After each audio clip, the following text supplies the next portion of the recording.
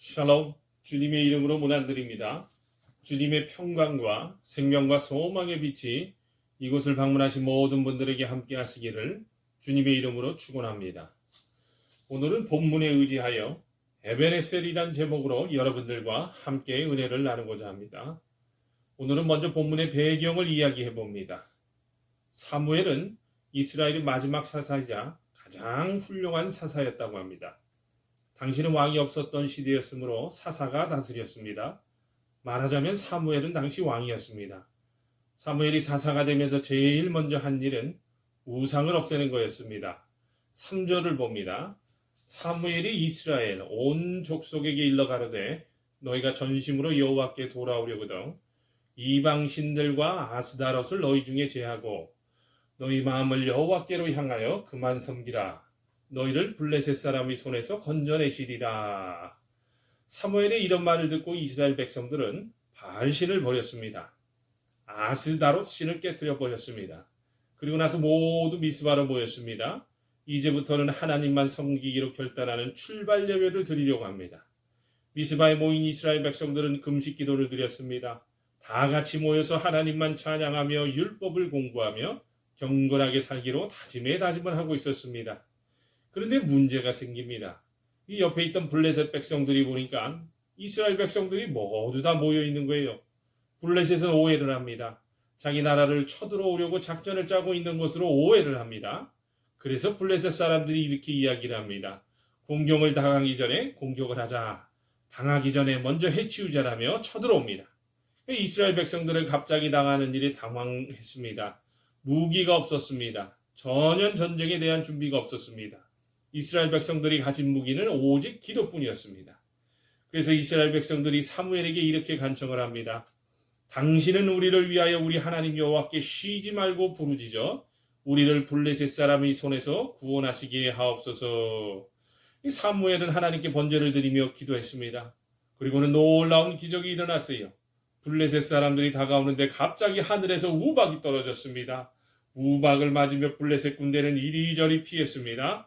그들은 혼비백산하면서 다 도망치고 말았어요. 이스라엘 백성들은 싸우지도 않고 승리했습니다. 사무엘은 그곳에 돌로 단을 쌓았습니다. 그리고 그곳 이름을 에베네셀이라고 붙였습니다. 에베네셀이란 뜻은 여호와께서 여기까지 우리를 도우셨다라는 말씀입니다. 이것이 바로 오늘 본문의 배경입니다. 여러분, 크리스천 1,000명을 대상으로 설문조사를 했어요. 당신은 하루에 얼마나 기도하십니까? 10분 이하라고 대답한 사람이 남자 응답자의 60%, 여자 응답자의 50%였다고 합니다. 크리스천임에도 불구하고 하루 24시간 중 10분도 기도하지 않고 사는 사람들이 그렇게 많다는 거예요. 여러분, 우리는 기도해야 하는 사람입니다. 기도가 무기입니다. 오늘 본문에 기도하기를 싫은 것은 죄라고 했습니다. 그 이후에도 블레셋은 이스라엘을 쳐들어오질 못했습니다. 그리고 하나님께서는 이스라엘 백성들을 귀하게 여기고 덤으로 이스라엘을 에그론과 가드 땅까지 더 회복시켰다고 합니다. 오늘 저는요, 새해를 시작하면서 사무엘이 한 말 에베네셀을 생각하려고 합니다. 하나님이 여기까지 우리를 도우셨다는 말을 생각하려고 합니다. 하나님이 여기까지 도우셨다는 말은 과연 무슨 의미일까요? 첫 번째입니다.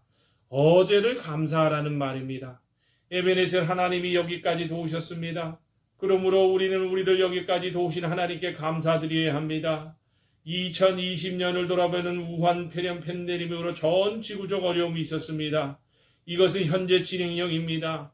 변종 바이러스가 출현해서 전파 속도가 너무 빨라 나라마다 문을 걸어 잠그며 왕래를 중지하고 있습니다.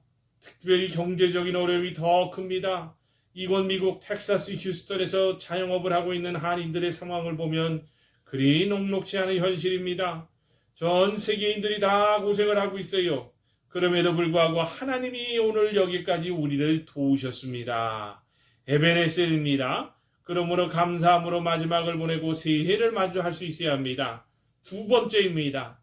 오늘 도우실 것을 확신해야 합니다. 에베네셀 하나님이 여기까지 도우셨다는 말은 여기까지만 도우시고 여기서부터는 안 도우시고 멀리 도망가 버리시는 분이 아니라는 의미입니다. 하나님이 여기까지 도우신 것은 여기에서도 도우실 것이라는 의미입니다. 하나님이 어제까지 도우신 것은 오늘도 도우실 것이라는 거예요. 하나님은 이스라엘 백성들을 애굽에서도 도우셨습니다. 광야에서도 숱한 어려움 속에서도 도우셨습니다. 물이 없으면 물을 주시고 먹을 것이 없어도 만나를 주셨습니다. 옷이 없어도 옷이 헤어지지 않게 하셨습니다. 더우면 구름 기둥으로 막아주셨습니다. 추우면 불 기둥으로 따뜻하게 해주셨습니다. 어제도 도우셨습니다. 여기까지 도우셨습니다.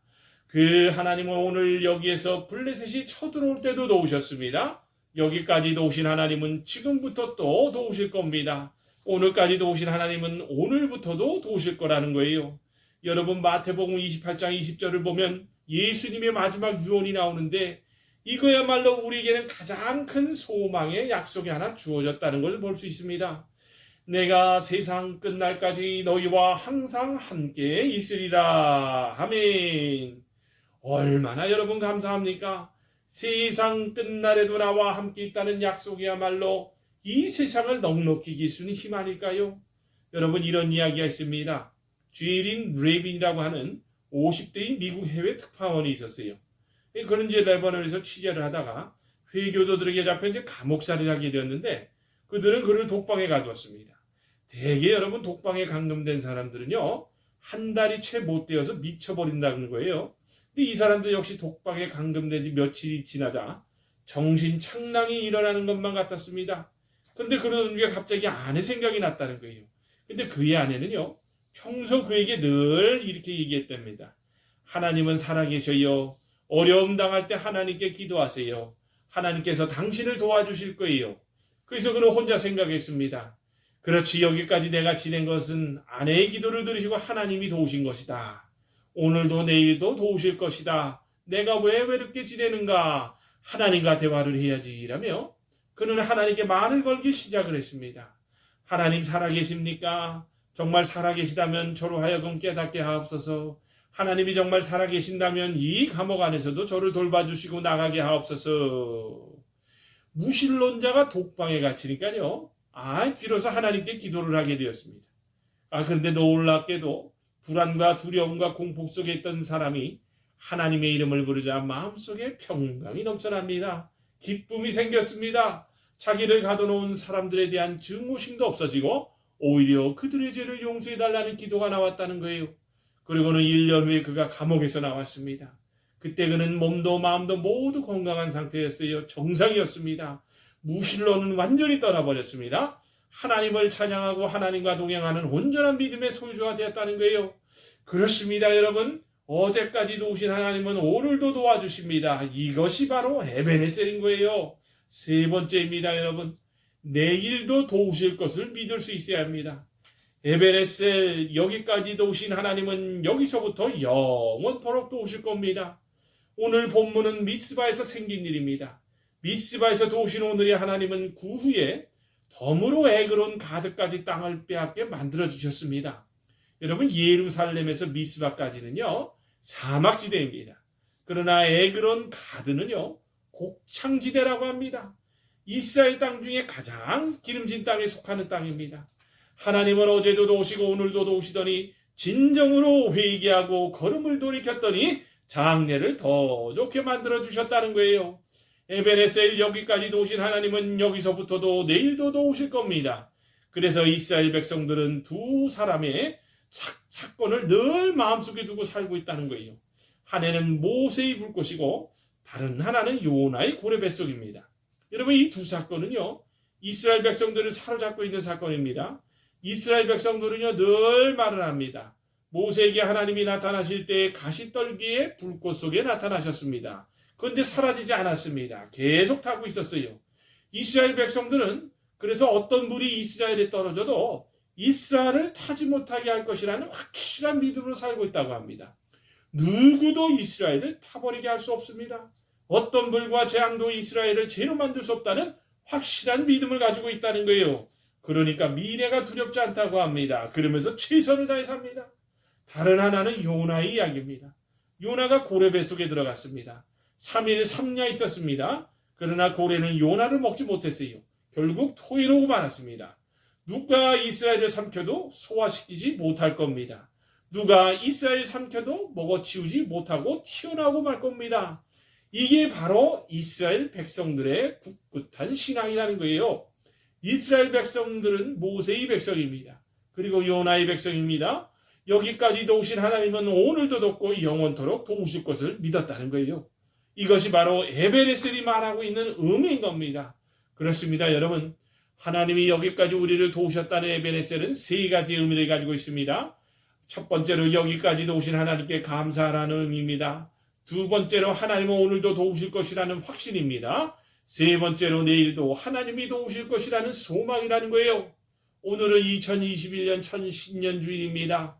전 세계가 코로나 팬데믹으로 인해 점점 더 힘들어지고 있습니다. 그러나 우리는 달라야 합니다.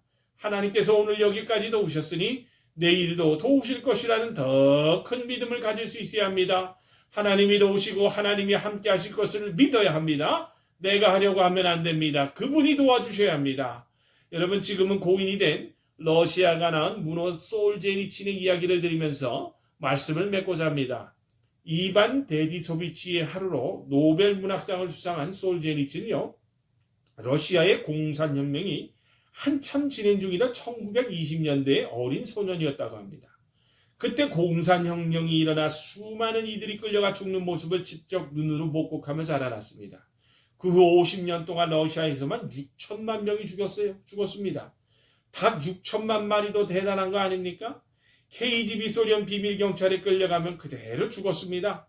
그래서 KGB에는요, 들어가는 문만 있고 나가는 문은 없다라는 말이 생길 정도로 공산주의 치하에서의 삶은 파리 목숨보다도 더 가치 없는 삶이었다는 거예요. 그는 한평생 연구 과제가 하나 있었습니다. 어째서 소련에서 그런 끔찍한 일이 생길 수 있었을까? 그러고는 솔제니치는 미국으로 망명을 와서 그 문제에 대한 해답을 얻었다는 거예요. 그리고 1983년 미국의 템플턴 대학에서의 강연 때 이와 같이 말했다고 합니다. 나는 끔찍한 공산혁명이 왜 러시아에서 일어났는지 생각하고 또 생각했습니다. 그리고 드디어 그 해답을 얻었습니다. 그 이유는 소련 사람들이 하나님을 잊어버렸기 때문입니다. 그렇습니다, 여러분. 인간의 모든 문제의 원인은 바로 하나님을 잃어버렸기 때문인 겁니다. 하나님을 잃어버린 결과는 신락원이요 타락인 겁니다. 하나님이 도와주셨고 하나님이 도와주시고 계시고 또 내일도 하나님이 도와주셔야 합니다.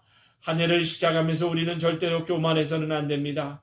지금 이 미국 땅에서나 대한민국 땅에서 벌어지고 있는 문제도 바로 하나님을 잊어버려가고 있기 때문이라는 사실을 우리는 빨리 깨닫고 마음을 새롭게 하여 다시 시작하는 저와 여러분이 되시기를 주님의 이름으로 축원합니다. 아멘.